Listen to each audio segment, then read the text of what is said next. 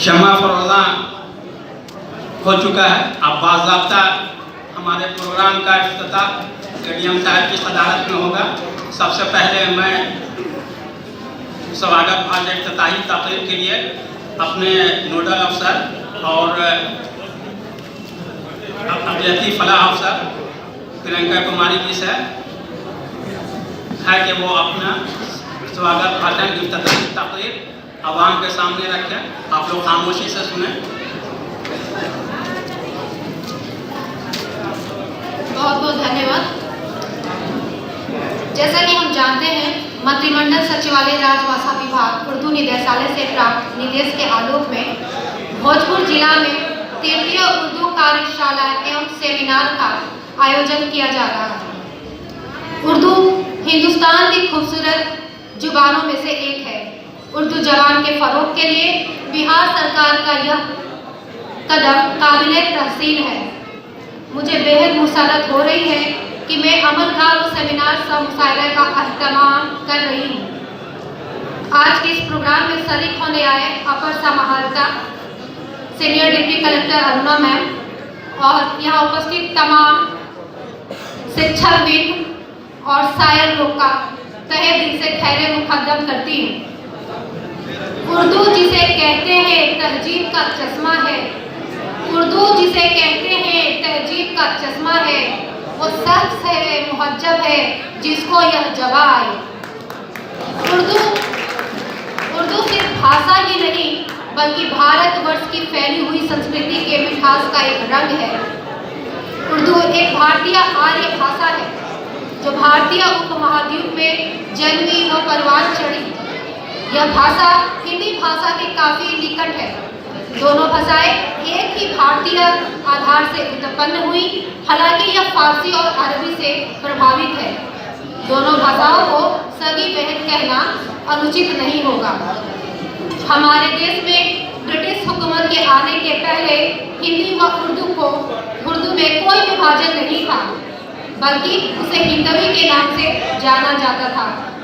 सन 1947 में भारत पाकिस्तान के बंटवारे के बाद यह भाषा भी हिंदू मुसलमान हो गई, जो बहुत ही खेद का विषय है।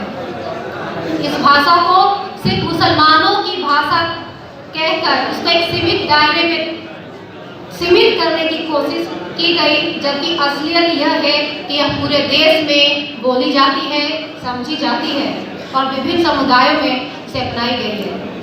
कितने ही उर्दू शब्द हैं जो हम रोजमर्रा की जिंदगी में बोलते हैं, जैसे शुक्रिया, कचहरी, अल्फाज, अरमान। समय बदला और उर्दू व हिंदी को एक दूसरे का विरोधी बनाने की कोशिश की गई, लेकिन इन दोनों भाषाओं की जनक अमीर खुसरो थे। अपनी उर्दू तो मोहब्बत की जबां थी प्यारे, अपनी उर्दू तो मोहब्बत की जबां थी और आज सियासत ने उसे मजहब से जोड़ दिया। जबकि हम जानते हैं कि उर्दू का मिजाज पूरी तरह से सेकुलर है। जब से उर्दू जबान पैदा हुई तब से ही हिंदू, मुस्लिम, सिख, ईसाई सभी समुदाय के लोगों का समर्थन मिला और इसके साहित्य में उनका भी पूरा योगदान रहा। विभिन्न विश्वविद्यालय और अकादमियों में उर्दू सिखाने वाले कोर्सों में 90% से ज्यादा गैर मुस्लिम छात्र ही इस कोर्स को करते हैं, क्योंकि धर्म की कोई भाषा नहीं होती, बल्कि धर्म को भाषाओं की जरूरत होती है। यह काबिले गौर और सराहनीय है। आप जानते होंगे, आपने सुना होगा, असगर वजाहत और बिस्मिल्लाह खान के बिना हिंदी साहित्य में अधूरापन दिखता है। वैसे ही प्रेमचंद्र, रघुपति सहाय गोरखपुरी, राजेंद्र सिंह बेदी के बिना उर्दू साहित्य की कल्पना नहीं कर सकते। उर्दू भाषा की पसंदगी व लोकप्रियता का आलम यह है कि सभी भाषा और समुदाय के लोग नज़्मे व गजल शायरी पसंद करते हैं तथा तालियों की गूंज उर्दू मुसलमान की भाषा है को झुठला देती है। पिछले वर्ष जब हमने द्वितीय कार्यशाला का आयोजन किया था, तब हमारे आलेख पाठक ने उर्दू कार्यशाला में आलेख पाठक और शायर उर्दू कार्यशाला में प्रतिभागिता की थी तथा उर्दू प्रेम का इजहार किया था तथा भाषाओं की खूबियों का वर्णन अपने रचनाओं में, अपने आलेख में, नज़्मों और शायरों में किया था। शायरों के बारे में मैं कहना चाहूँगी कि अजब लहजा है उसकी गुफ्तगू का, अजब लहजा है उसकी गुफ्तगू का, गजल जैसी जवाब बोलता। मैं आज प्रार्थना करूंगी कि यहाँ उपस्थित जितने भी शायरगण आए हैं, आलेख पढ़ आए हैं, पहले तो उनका मैं शुक्रिया अदा करूंगी और उनसे अपेक्षा करूंगी कि आज वे अपनी रचनाओं से उर्दू की नफासत का समा रोशन करेंगे। मैं अब अपर समाहर्ता सर से रिक्वेस्ट करूंगी कि वह उर्दू के फरोग में चंद शब्द कहें और यहाँ उपस्थित लोगों का हौसला अफजाई करें। धन्यवाद।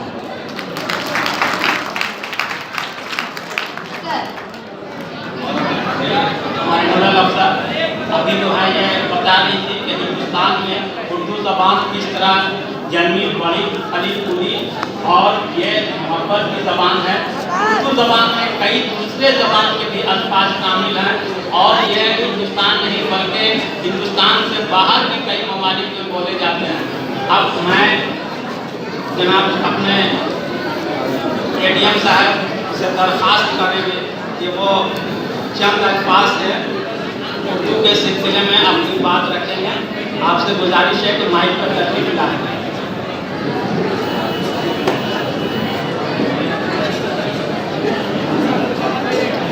सर्वप्रथम मैं क्षमा प्रार्थी हूँ कि थोड़ी आने में विलम्ब हुई और भी व्यस्तताएँ हमारी हैं, इसलिए ऑलरेडी थोड़ा विलम्ब हो चुका है कार्यक्रम में। तो आप लोगों का अधिक समय न लेते हुए मैं ये जो मंत्रिमंडल सचिवालय, राजभाषा विभाग, उर्दू निदेशालय से जो ये कार्यक्रम आयोजित किया गया है उर्दू भाषा के संवर्धन के लिए, उसके विकास के लिए, वो बिल्कुल सराहनीय है। मेरे ख्याल से ये जो कार्यक्रम अभी होगा इससे लाभ आप सबों को मिलेगा और जो सरकार के कार्यक्रम हैं उसमें उसको 100% सफल बनाने में आप सभी हमारा सहयोग करेंगे, सरकार को सहयोग करेंगे, क्योंकि ये बेसिक बात होती है कहीं भी कि किसी भी भाषा के, किसी भी के विकास में सरकार का जो भी प्रयास होगा, अगर आप नागरिकों का सहयोग नहीं मिलेगा तो बिल्कुल सफल नहीं हो सकता। आम नागरिकों के मदद से ही, आपके ही मदद से हम सफल होते हैं। हम तो एक माध्यम होते हैं, सरकार की जो व्यवस्था है एक माध्यम होती है, हम गाइड का काम करते हैं, सहयोग आपकी ही आवश्यक होती है। तो ये जो कार्यक्रम है सरकार का ये बहुत सराहनीय है और इनके न सिर्फ ये समुदाय विशेष की ये मानेंगे हम, ये बिल्कुल हमारे भारतवर्ष जो हैं ये सभी धर्मों को लेकर, सभी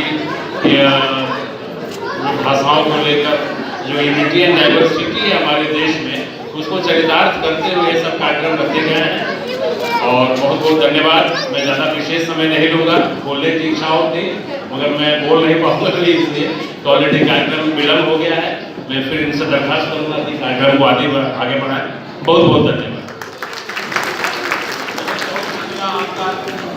एडीएम साहब, जनाब सुरेंद्र साहब, आपने बहुत ही अच्छी बात कही कि उर्दू जो है मोहब्बत की ज़बान है और आप खुद उर्दू ज़बान से मोहब्बत करते हैं, उसका इजहार कर रहे हैं।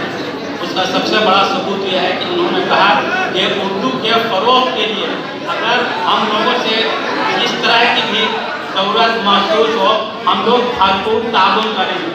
आपका बहुत बहुत शुक्रिया कि आप उर्दू से मोहब्बत करते हैं और उर्दू के ताउन के सिलसिले में हर वक्त और हर तरह से मदद देने के लिए तैयार हैं। आपका पूरी उर्दू दुनिया शुक्रगुजार है और उर्दू के मोहब्बत का यह आपका सबूत है। अब अगला प्रोग्राम हमारा जो है वो इस तरह है कि हमारे आलेख पाठक भी यहाँ मौजूद है। सबसे पहले मैं जनाब मोहम्मद असरार आलम सैफी साहब को आवाज़ दे रहा हूँ कि वो माइक पर तशरीफ लाएं और अपने क़िराअत मकाले से सामाईन को महसूस फरमाएं। जनाब असरार आलम सैफी साहब, जनाब असरार आलम सैफी साहब माइक पर तशरीफ ला चुके हैं। खामोशी से इनका मकाला सुने, बहुत ही पुरमाद मकाला है।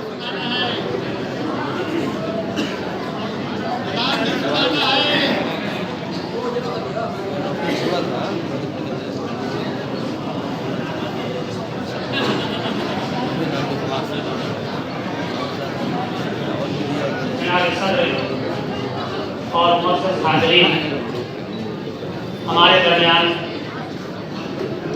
मौजूद एडीएम साहब और सीनियर एडीएम साहबा और नोडल अफसर मोहतरमा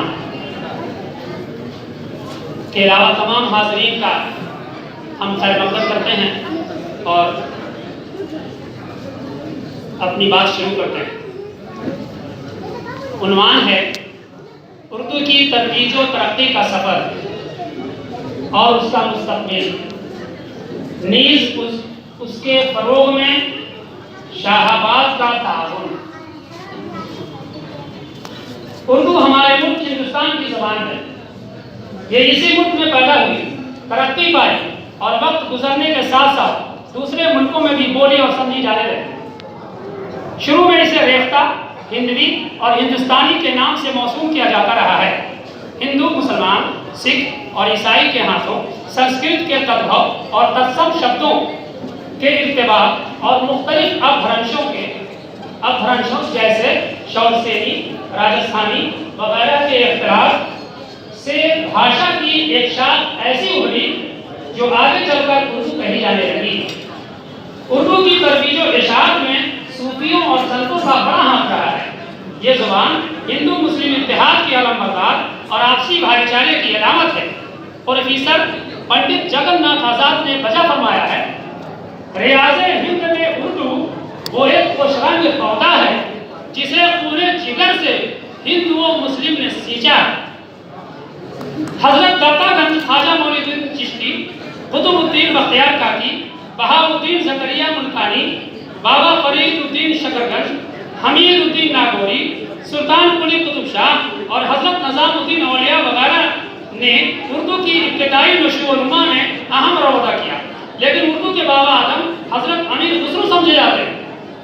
आप बीटा जिला के पटियाली में 1208 ईस्वी में पैदा हुए और लंबी उम्र पाकर 1325 ईस्वी में वफात पाई।